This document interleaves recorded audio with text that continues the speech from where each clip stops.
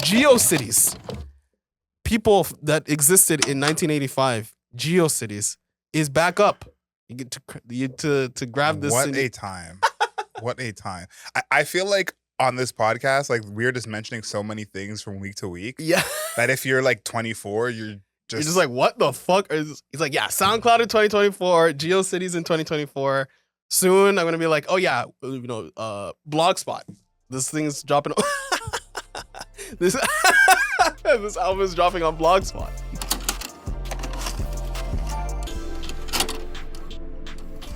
All right, people, welcome back. Welcome to Album Mode Soundbites, part of the music podcast where we're talking about the music, culture, and the internet, and how those three things intertwine to create the music culture that we have today. My name is Samar Grant, aka King Grant, aka The Bunny, and I'm here joined by my esteemed co-host, co-creator, AdrielSmiley.com, Adriel Smiley Official, The Godfather, Adriel Smiley. Adriel, we are back. Something has happened. Something has been released in the news. Rolling Stone just dropped what is the music equivalent of a Woj bomb? Does that exist? I don't think that exists right now.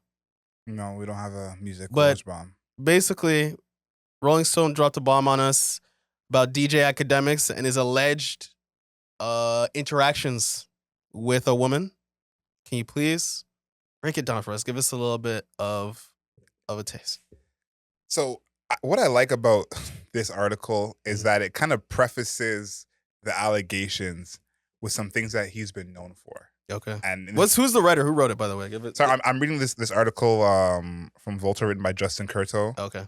And he starts by saying, this hip-hop pundit is known for spreading misinformation and making sexist comments. Okay. And I think having that as like the backdrop, these allegations, is no coincidence. Yeah, they're definitely trying to paint him in a way. Yeah, and he's been sued for rape, and defamation.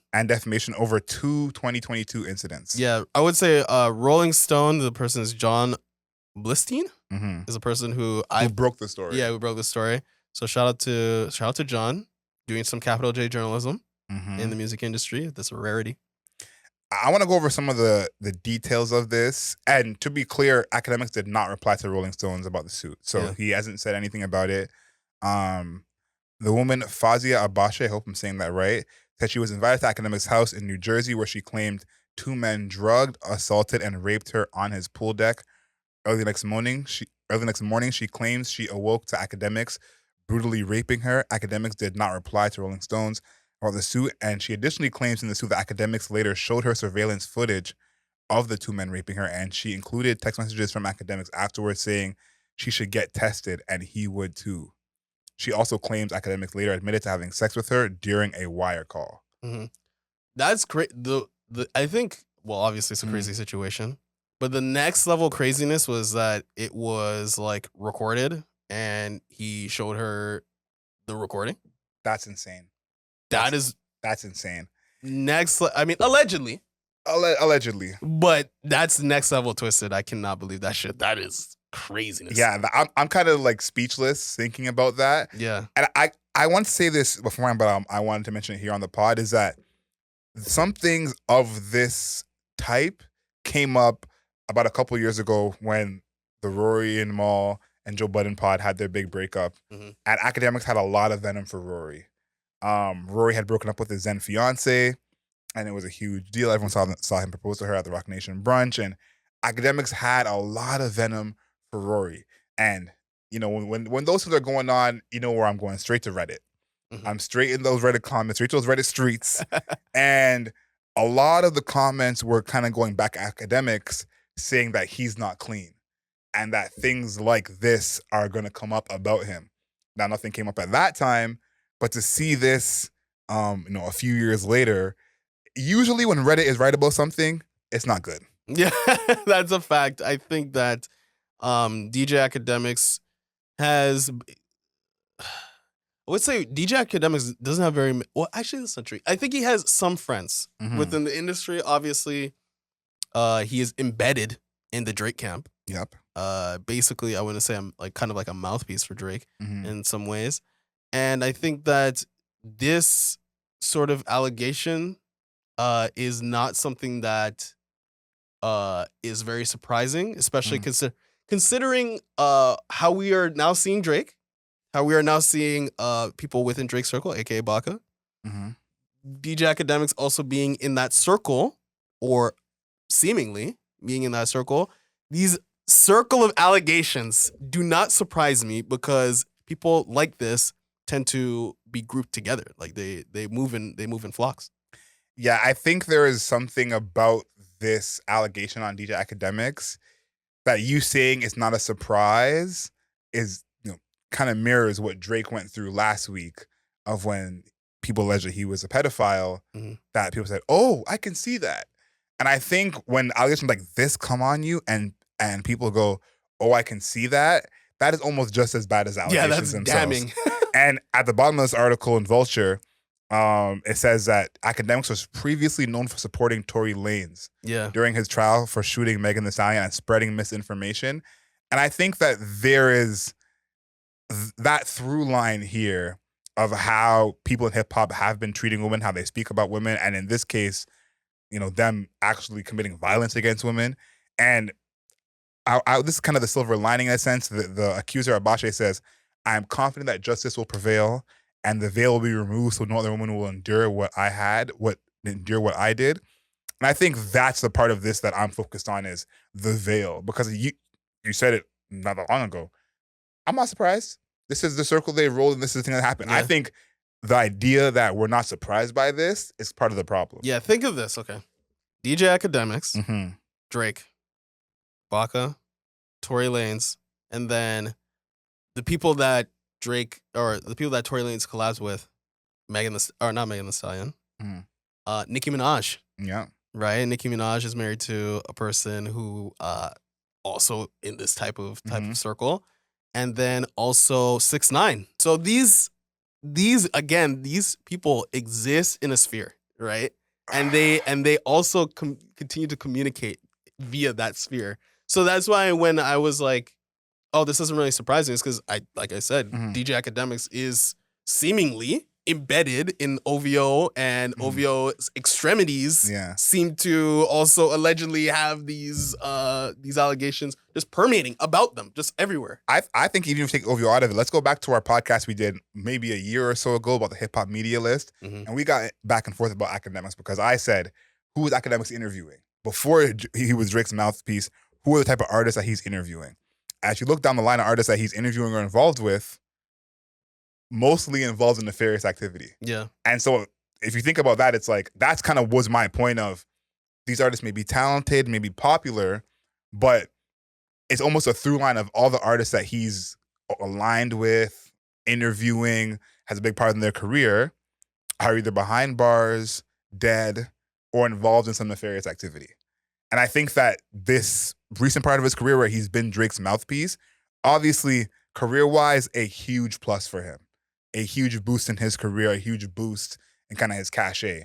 But I think if you go back to his past before that and see the artists he's aligned with, there is a through line there of these artists. And so that's something that I've been thinking about when this came out, because I kind of want this to be the case where these things come out and people are not saying, I'm not surprised. Because we don't know Akademiks personally. And for what you're doing publicly, online, on your public platform, to be, so, I don't know what word to use, but just so not right that people are saying, yeah, of course I believe this. I think that is what troubles me, because I think that we've had times where people don't want to believe it. Yeah. I think about the stuff with Drake and Kendrick Lamar. And when Kendrick stuff came out, I was like, no, there's no way. Kendrick wouldn't hurt a fly. And like, we don't know Kendrick.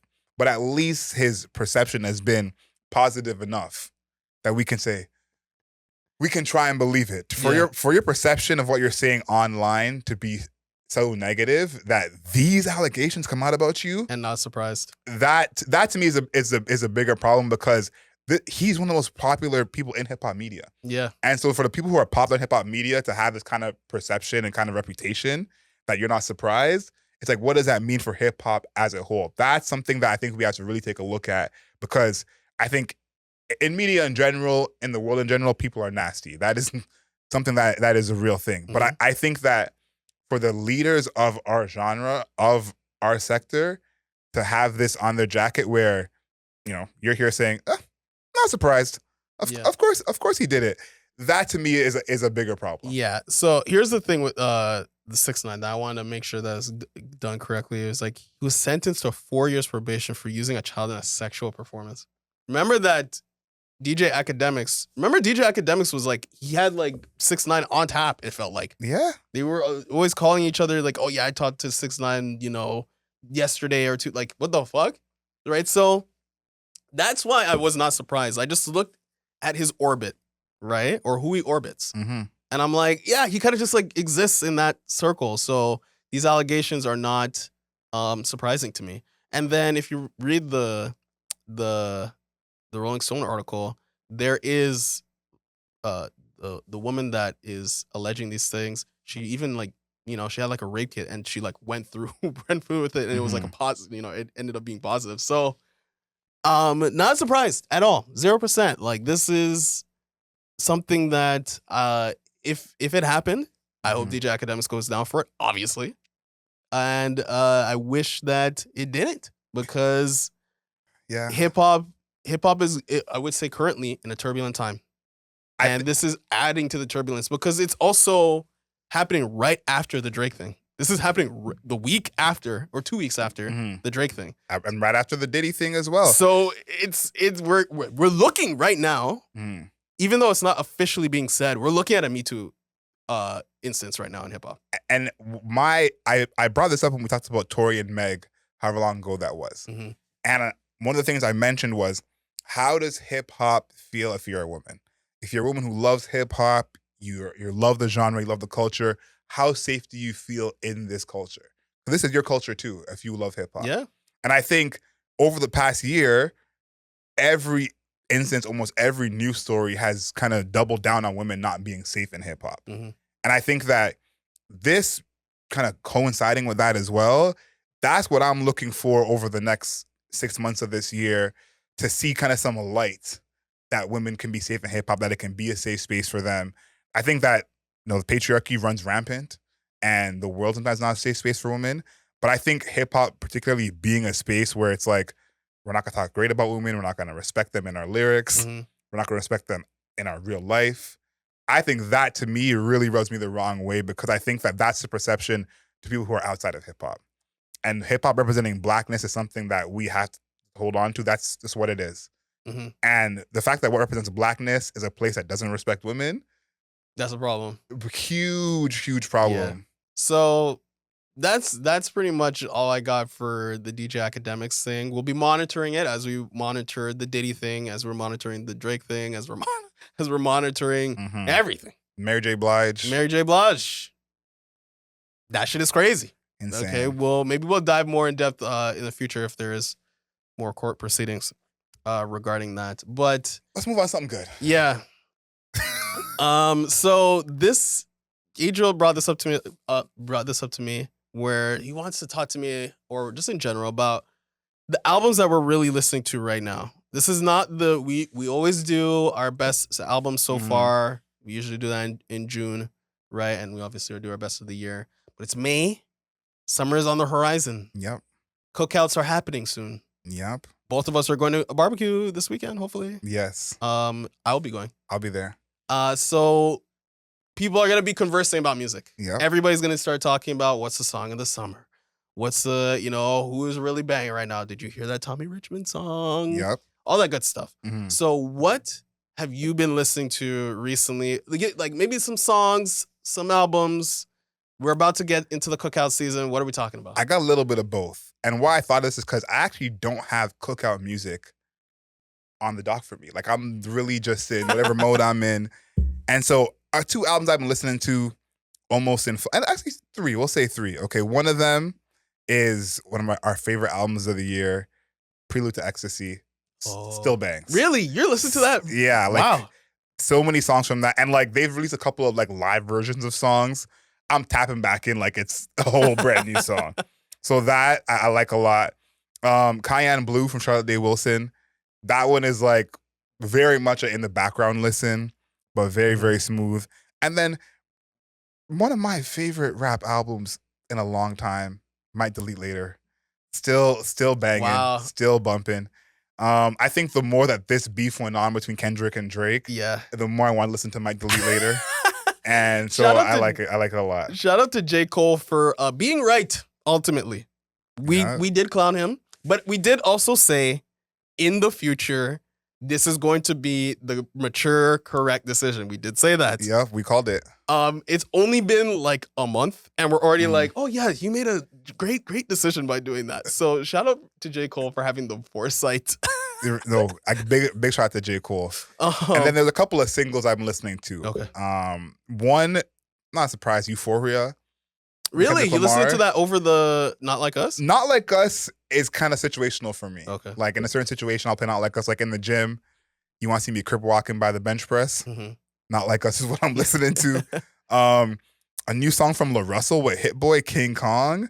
If you haven't heard that one is, I think La Russell might have one. Okay. So that one is an absolute banger. And then off the Four Bats album, fucking. Okay.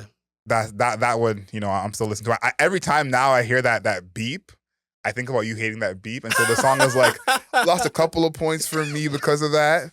But that's one that I like a lot. And then Cry No More, Heady One, Stormzy, Tay Keith. Oh, I almost exclusively just fast forward to Stormzy's verse. Mm-hmm. Sorry, Heady One, but I've probably listened to Heady One's verse on that song once. But Stormzy's verse, I basically go to it every single time. Okay. All right. I like those. So for me, I have been even driving here to our studio. Mm-hmm. I was listening to my summer playlist and I was like, it's about that time. It's about that time to start listening to those summer songs, those peppy songs, things that are getting me up. So for me, Tommy Richmond, $1 Million Baby, but the VHS verse, I'm a VHS person. Mm-hmm. I like the distortion. I think that even in the car, because people, one of the things that talking points about it is like, actually, if you listen to the regular version inside your car, it sounds way better. But I'm like, I like it when the trunk is rattling. I like the trunk rattle. I love the distortion. And overall, it's just like, it's a funner, I don't know, it feels more fun. It feels more gritty in the VHS version. But I understand everybody listening to the regular version, fine, whatever. You know, it's more popular, the regular version. But for all the people who are here off TikTok who are like, yo, this song slaps, and for it to live up to the snippet on TikTok is also something I want to congratulate it for.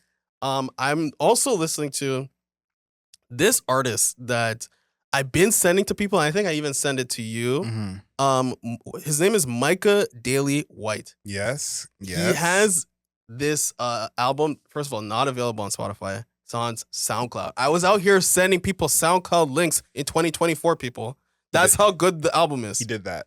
And it's I think it's self-titled, right? And he has this one song on there, One of One. It's One of One remix. I don't know where the original is. Nobody's seen it. But it's basically a New Jack City throwback with these really like smooth vocals, but it sounds like you could play this song next to a Michael Jackson song and you're like, besides the vocals, just like on the production, you'd be like, it's like the same shit, you know? Like, I think that it has a lot of freedom, like all of the songs, even Paranoid, it's a ton of like, I feel like his songs have a freeing effect. Obviously, extremely inspired by Michael Jackson, but I've been playing that One of One particularly. That's a cookout track. The remix. Yes, that's a cookout track. I'm gonna hijack the aux. I can't wait to see how this goes at the barbecue and play that track. I want to see people's reaction. So those are two people I've listened to, and then my guy Yeat 2093. I am still banging that to this day. Okay. 2093. I just all the way through. I love that album. I love 2093 Psycho CEO. The distortion. Maybe I'm just like on a distortion tip right now. Yeah, maybe that's it. Yeah, maybe I just like distortion. You have a distortion king. Yeah, and and I'm just like, yeah, fuck up the bass. Just fuck it up, bro. Distort everybody's lyrics, all that good stuff. That's where I'm at. 2093 I like, and I've tapped in a few times just off the strength of knowing that that's like your idle thoughts. But I think tapping in, it actually has been a hurt for me. Really? I was listening to it in full. I think when I tap in and add songs to my playlist or listen to like a certain song, it bangs. But I think the whole thing together doesn't stand up to me as much. Okay. Well, it is long. I'll offer that. You know, I'll say that it is long. And one person that I've just recently started listening to, Cindy Lee. That album, it's something that I would not have been drawn to if we weren't part of the Polaris Prize jury, to be honest. I knew of it, right? I knew of it. Like, I've seen the cover so many different places, but I never spun it. And I did in the past couple of weeks. I started listening to it. And I'm like, this is good, man. This is like, I would say he's an indie artist. Or, yeah, they're an indie artist. And it's just good shit. Like, I feel like it's something that you can listen from top to bottom, and lots of different soundscapes, lots of different instruments being used. Like, it's really, really fun. The only drawback is that shit is 2 hours long. And it's also not anywhere. Like, it's on YouTube in full, but it's not on Spotify, not on Apple Music, it's not even on fucking Bandcamp. You have to go to Geocities. People that existed in 1985, Geocities is back up. You get to grab this. What a time. What a time. I feel like on this podcast, like, we're just mentioning so many things from week to week. Yeah. That if you're like 24, you're just like, what the fuck? He's like, yeah, SoundCloud in 2024, GeoCities in 2024. Soon I'm gonna be like, oh yeah, Blogspot. This thing's dropping. This album is dropping on Blogspot.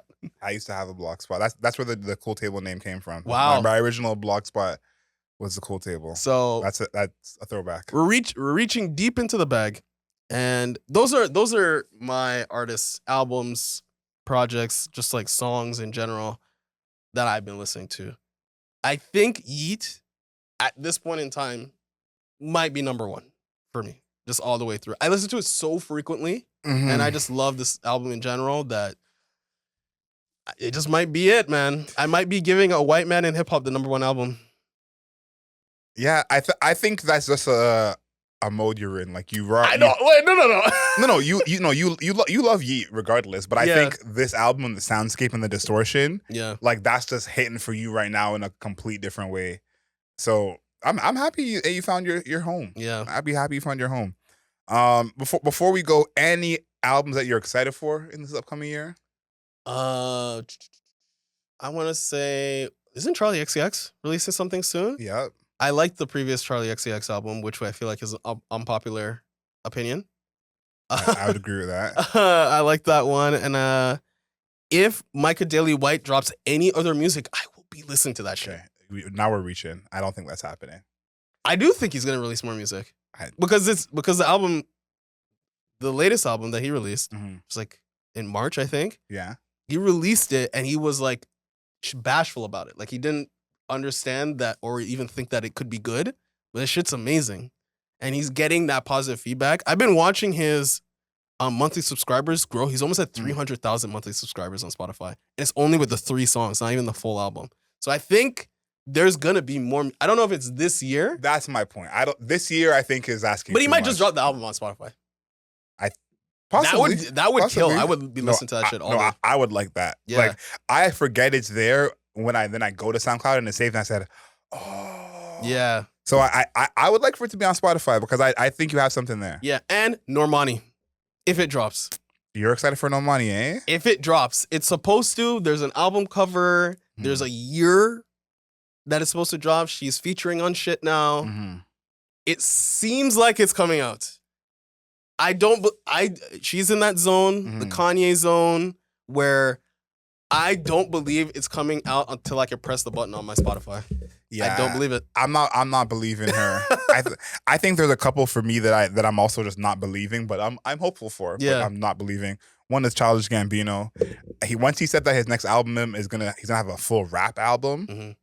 I was ready for that because he hasn't had an all rap album since Royalty. Yeah. So I was like, Royalty is still a classic to me. Excited for that. Another one is Jay-Z. There was rumors at the end of last year and beginning of this year that there was an album coming. I know if everyone remembers that exhibit at the Brooklyn Library, Mhm. where they had that case with all his albums, and there was one empty spot for album 14, and the rumor was that was coming this year.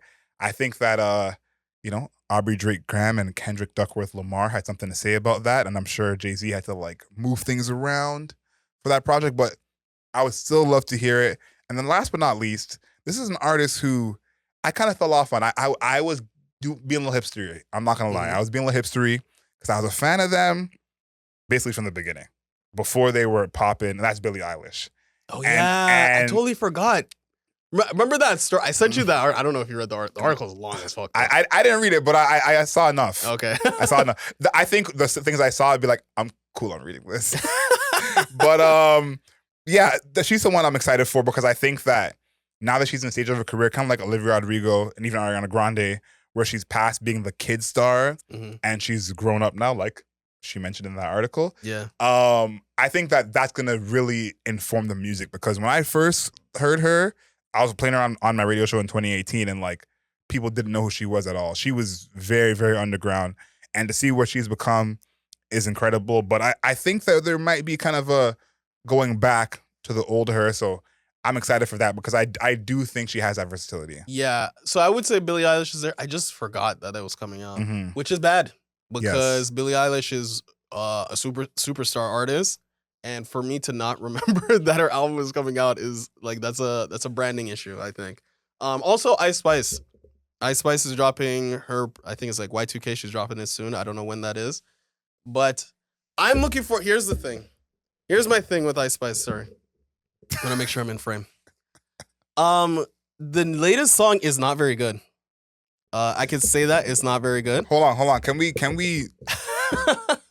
say that one more time? I'll Yeah, make sure we got zoom in, that. come in tight, get it tight.